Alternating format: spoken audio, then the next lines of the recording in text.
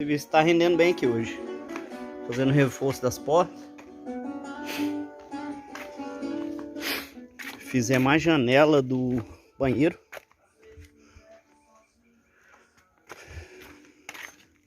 Com o resto de madeira.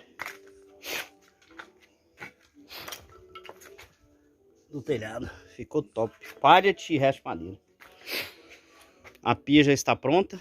E o que sobrou de tijolo, estamos fazendo nada mais, nada menos que uma fogueira.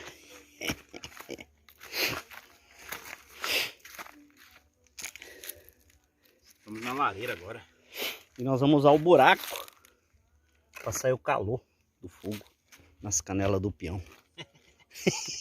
Para esquentar o pé. É, para esquentar o mocotózinho da pessoa. Pronto. Logo, logo estará pronto nossa lareira. Hoje vamos inaugurar. Hoje nós vamos botar a faisquedra nela. É rapidinho também. É rapidinho. Tudo daqui a 2 Tudo dias é para fazer. rapidinho. Olha a janela como ficou topíssima. Madeira do pallet e o madeiramento do telhado que sobrou. Eu já tinha essas dobradiças.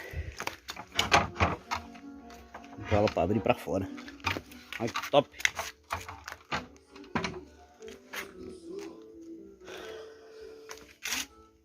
Achei ela muito massa. Depois a gente pinta.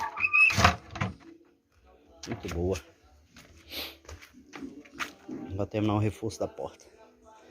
Sobrou tijolo e fizemos uma pia. Ficou muito bom. E a nossa janelinha está pronta. Olha só.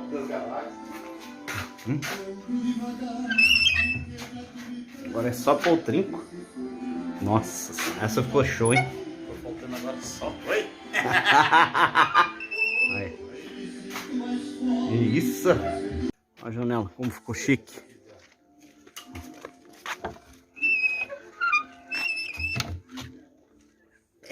Pronto.